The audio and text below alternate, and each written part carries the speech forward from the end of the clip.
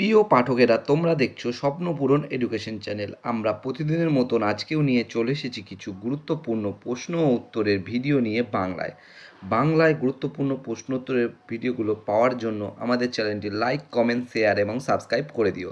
Subscribe করে bell আইকনটি press করে নিও, তাহলে নতুন নতুন ভিডিও নোটিফিকেশনগুলো তোমরা খুব সহজেই পেয়ে যাবে। এবং আপকামিং পরীক্ষার জন্য এই প্রশ্ন উত্তরের ভিডিওগুলো কিন্তু খুব গুরুত্বপূর্ণ, তাই ভুলেও কেউ ভিডিওটা স্কিপ করো না, পুরো ভিডিওটা অবশ্যই মনোযোগ সহকারে দেখো। এবং নতুন যারা আমাদের চ্যানেলে প্রশ্ন উত্তরের ভিডিওগুলো দেখছো তারা অবশ্যই লাইক, কমেন্ট, শেয়ার এবং সাবস্ক্রাইব করে দিও। এবং তোমরা তোমাদের বন্ধুদের প্রচুর পরিমাণে ভিডিওগুলো শেয়ার করো, যাতে তারাও আপকামিং পরীক্ষায় এই প্রশ্ন উত্তরের ভিডিওগুলো পেয়ে উপকৃত হতে পারে। আমাদের ডেসক্রিপশান বক্সে ফেসবুক গ্রুপ, টেলিগ্রাম গ্রুপ এবং হোয়াটসঅ্যাপ গ্রুপের লিঙ্ক আছে, সেখানে গিয়ে সবাই অবশ্যই জয়েন করে নিও। তাই অযথা সময় নষ্ট না করে চলে আসি আজকের প্রথম প্রশ্নে। আজকের প্রথম প্রশ্ন: কোন ছোঁয়াচে রোগ ব্যাকটেরিয়ার দ্বারা ছড়িয়ে পড়ে? তোমাদের সামনে চারটে অপশান রয়েছে। চারটে অপশানের মধ্যে সঠিক উত্তরটি হয়ে যাবে অপশান সি, লেপ্রোসি। লেপ্রোসি ছোঁয়াচে রোগ ব্যাকটেরিয়ার দ্বারা ছড়িয়ে পড়ে। এর সম্বন্ধে গুরুত্বপূর্ণ তথ্য তোমরা দেখে নাও। ব্যাকটেরিয়ার দ্বারা ছোঁয়াচে রোগের মধ্যে যক্ষা, নিউমোনিয়া, টাইফয়েড জ্বর, কলেরা, সিফিলিস, অ্যানথ্রাক্স, টিটেনাস, কুষ্ঠরোগ, মেনিনজাইটিস এবং স্টেপ থ্রোট উল্লেখযোগ্য। এরা কিন্তু ব্যাকটেরিয়ার দ্বারা ছড়িয়ে পড়ে এই সব রোগগুলো। পরবর্তী প্রশ্ন, 2 নম্বর প্রশ্ন: কোন ফসল উৎপাদনে নাইট্রোজেন ব্যাকটেরিয়ার খুবই প্রয়োজন হয়? কোন ফসল উৎপাদনে নাইট্রোজেন ব্যাকটেরিয়ার খুবই প্রয়োজন হয়? তোমাদের সামনে চারটে অপশান রয়েছে। চারটে অপশানের মধ্যে সঠিক উত্তরটি হয়ে যাবে অপশান ডি, শিম। শিম ফসল উৎপাদনে নাইট্রোজেন ব্যাকটেরিয়ার খুবই প্রয়োজন হয়।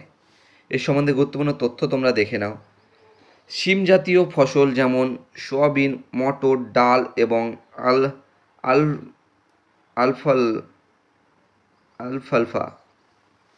আলফালফা উৎপাদনে নাইট্রোজেন ব্যাকটেরিয়া খুবই প্রয়োজন হয়, কারণ এইসব উদ্ভিদের শিকড়ে অবস্থিত নাইট্রোজেন ফিক্সিং ব্যাকটেরিয়া যেমন রাইবোজিয়াম বায়ুমণ্ডলীয় নাইট্রোজেনকে উদ্ভিদের মধ্যে ব্যবহারযোগ্য নাইট্রোজেন অ্যামোনিয়া এবং NH3 রূপান্তরিত করে। এই প্রক্রিয়াটিকে নাইট্রোজেন ফিক্সেশন বলা হয়। এই প্রক্রিয়াটাকে কী বলা হয়? নাইট্রোজেন ফিক্সেশন বলা হয়। পরবর্তী প্রশ্ন এবং 3 নম্বর প্রশ্ন: কিছু জন্তুর পায়ে ও মুখে এক ধরনের রোগের প্রধান কারণ কি? এখানে চারটে অপশানের মধ্যে সঠিক উত্তরটি হয়ে যাবে অপশান এ, ভাইরাস। কিছু জন্তুর পায়ে এবং মুখে এক ধরনের রোগের প্রধান কারণ হলো ভাইরাস। এর সম্বন্ধে গুরুত্বপূর্ণ তথ্য তোমরা দেখে নাও। কিছু জন্তুর পায়ে এবং মুখে এক ধরনের রোগ যাকে পা ও মুখে রোগ বলা হয়, এই প্রধান কারণ হলো একটি ভাইরাস। এটি প্রধানত গবাদি পশু, ভেড়া, ছাগল এবং শূকরের মতো খড়যুক্ত প্রাণীদের মধ্যে দেখা যায়, তবে এটি অন্যান্য প্রাণীদের মধ্যেও ছড়াতে পারে। পরবর্তী প্রশ্ন এবং 4 নম্বর প্রশ্ন: ভারতের কোথায় microbial type culture collection centre অবস্থিত? তোমাদের সামনে চারটে অপশান রয়েছে। চারটে অপশানের মধ্যে সঠিক উত্তরটি হয়ে যাবে অপশান এ, চণ্ডীগড়। ভারতের চণ্ডীগড়ে microbial type culture collection centre অবস্থিত। এর সম্বন্ধে গুরুত্বপূর্ণ তথ্য তোমরা দেখে নাও। ভারতের microbial type culture collection centre হলো microbial type culture collection and gene bank, যাকে MTCC বলা হয়, যা চণ্ডীগড়ে অবস্থিত।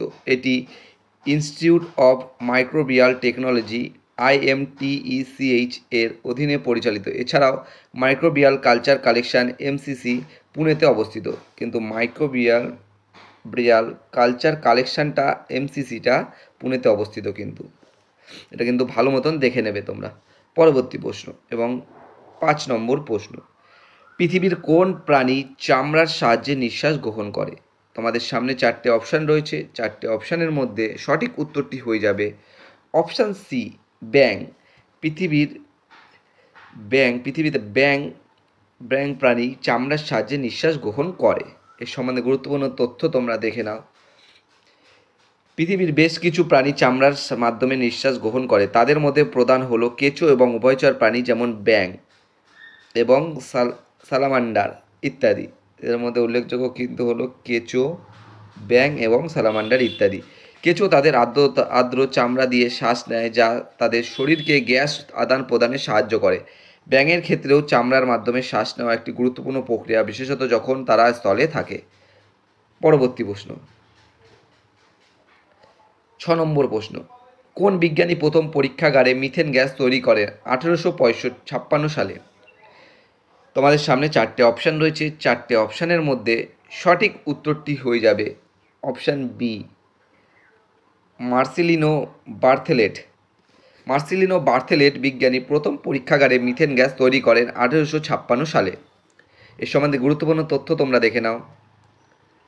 1856 সালে মার্সেলিনো বার্থেলেট প্রথম পরীক্ষাগারে মিথেন গ্যাস তৈরি করেন। তিনি কার্বন ডাই সালফাইড CH2 এবং হাইড্রোজেন সালফাইড H2S এর মিশ্রণে লাল গরম তামা দিয়ে উত্তপ্ত করে মিথেন তৈরি করেছিলেন। তিনি এই প্রক্রিয়া ব্যবহার করে মিথেনকে একটি যৌগ হিসাবে সংশ্লেষিত করেছিলেন, যা আগে অন্য কোনো বিজ্ঞানী করতে পারেননি।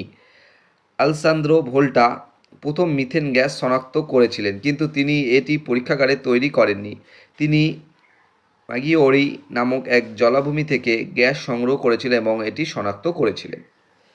পরবর্তী প্রশ্ন এবং 7 নম্বর প্রশ্ন, কোন বিজ্ঞানী প্রথম প্রাকৃতিক উপাদান থেকে মিথেন গ্যাস বিচ্ছিন্ন করেন? এটা 4টে অপশানের মধ্যে সঠিক উত্তরটি হয়ে যাবে option B, Alessandro Volta. Alessandro Volta বিজ্ঞানী প্রথম প্রাকৃতিক উপাদান থেকে মিথেন গ্যাস বিচ্ছিন্ন করেন। এর সম্বন্ধে গুরুত্বপূর্ণ তথ্য তোমরা দেখে নাও। আলেসান্দ্রো ভোল্টা প্রথম প্রাকৃতিক গ্যাস থেকে মিথেন গ্যাস বিচ্ছিন্ন করেন। তিনি 1776 থেকে 1778 সালের মধ্যে ম্যাগিওর হ্রদ থেকে জলাভূমির গ্যাস অধ্যয়ন করার সময় মিথেন আবিষ্কার এবং বিচ্ছিন্ন করেছিলেন। তাহলে কোথা থেকে? 1776 থেকে 1778 সালে ম্যাগিওর হ্রদ থেকে। পরবর্তী প্রশ্ন, 8 নম্বর প্রশ্ন, কোন গ্যাসটি রেকটিফাইড স্পিড নামে পরিচিত? তোমাদের সামনে 4টে অপশান রয়েছে। 4টে অপশানের মধ্যে সঠিক উত্তরটি হয়ে যাবে অপশান ডি, ইথানল। ইথানল গ্যাসটি রেকটিফাইড স্পিড নামে পরিচিত। এর সম্বন্ধে গুরুত্বপূর্ণ তথ্য তোমরা দেখে নাও। রেকটিফাইড স্পিড হলো অত্যন্ত ঘনীভূত ইথানল বা অ্যালকোহল, যা বারবার পাতন বা রেকটিফাইড প্রক্রিয়ার মাধ্যমে পরিশোধিত হয়। এটি সাধারণত 95 থেকে 96%, এটি 95 থেকে 96% অ্যালকোহল এবং 4 থেকে 5% জল থাকে। এটিকে কৃষি উৎপাদন থেকে প্রাপ্ত ইথানল অ্যালকোহল, নিউট্রাল স্পিড বা রেকটিফাইড অ্যালকোহলও বলা হয়। তাহলে এটাকে কী বলা হয়? অ্যালকোহল, নিউট্রাল স্পিড বা রেকটিফাইড অ্যালকোহলও বলা হয়। পরবর্তী প্রশ্ন, 9 নম্বর প্রশ্ন, কোন বিজ্ঞানী রক্তের বিভাগকে 4টি গ্রুপে ভাগ করেছিলেন? এটা কিন্তু খুব গুরুত্বপূর্ণ প্রশ্ন, এটা বহুবার পরীক্ষায় এসেছে এবং যা তোমাদের সামনে 4টে অপশান রয়েছে। এই 4টে অপশানের মধ্যে সঠিক উত্তরটি হয়ে যাবে অপশান এ, ল্যান্ডস্টেইনার। ল্যান্ডস্টেইনার বিজ্ঞানী রক্তের বিভাগকে 4টি গ্রুপে ভাগ করেছিলেন। এর সম্বন্ধে গুরুত্বপূর্ণ তথ্য তোমরা দেখে নাও। কার্ল ল্যান্ডস্টেইনার নামের বিজ্ঞানী রক্তের বিভাগকে 4টি গ্রুপে ভাগ করেন। তিনি 1901 সালে এই আবিষ্কার করেন এবং এই কাজের জন্য 1930 সালে ফিজিওলজি বা মেডিসিনে নোবেল পুরস্কার পান। তিনি কিন্তু ফিজিওলজি ও মেডিসিনে 1930 সালে নোবেল পুরস্কার লাভ করেন। তিনি আবিষ্কার করেন যে মানুষের রক্তের মধ্যে বিভিন্ন ধরনের অ্যান্টিজেন থাকে, যা রক্তের গ্রুপকে প্রভাবিত করে এবং এই অ্যান্টিজেনের উপর ভিত্তি করে রক্তের গ্রুপকে এবি ও এই 4টি ভাগে ভাগ করেছিলেন। তাহলে তিনি প্রথমে এবি ও এই 4টি গ্রুপে ভাগ করেছিলেন এবং তিনি এটি আবিষ্কার করেছিলেন কত সালে? 1901 সালে এবং 1930 সালে তিনি ফিজিওলজি ও বা মেডিসিনের নোবেল পুরস্কার লাভ করেন। পরবর্তী প্রশ্ন, 10 নম্বর প্রশ্ন এবং আজকে শেষ প্রশ্ন, রসায়ন বিজ্ঞানে অয়েল অফ মিরাবেন কী নামে পরিচিত? তোমাদের সামনে 4টে অপশান রয়েছে। 4টে অপশানের মধ্যে সঠিক উত্তরটি হয়ে যাবে অপশান সি, নাইট্রোবেনজিন। রসায়ন বিজ্ঞানে অয়েল অফ মিরাবেন নাইট্রোবেনজিন নামে পরিচিত। এর সম্বন্ধে গুরুত্বপূর্ণ তথ্য তোমরা দেখে নাও। রসায়ন বিজ্ঞানে অয়েল অফ মিরাবেন নামে পরিচিত যৌগটি হলো নাইট্রোবেনজিন। এটি একটি জৈব যৌগ এবং রাসায়নিক সূত্র কিন্তু দেখে নেবে C6H5NO2। নাইট্রোবেনজিনকে মিরাবেন তেল বা বেনজল নামেও ডাকা হয়। এটি বাদামের মতো একটি বিশিষ্ট গন্ধযুক্ত তরল। এটি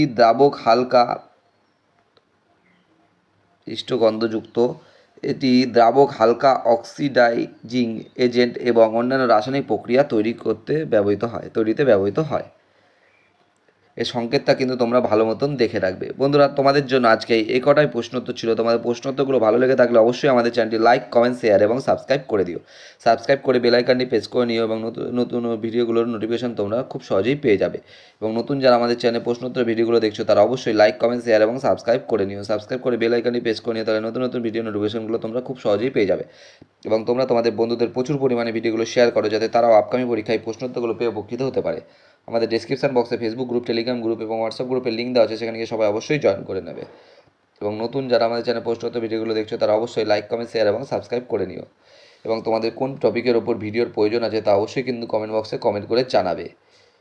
এবং এখনও যারা আমাদের চ্যানেলটি প্রতিদিন দেখছো, লাইক, কমেন্ট, শেয়ার এবং সাবস্ক্রাইব করেনি, তারা অবশ্যই লাইক, কমেন্ট, শেয়ার এবং সাবস্ক্রাইব করে নেবে। তোমরা লাইক, কমেন্ট, শেয়ার এবং সাবস্ক্রাইব করলে আমরা আগ্রহ পাবো এবং নতুন নতুন আরও ভিডিও নিয়ে আসার চেষ্টা করব।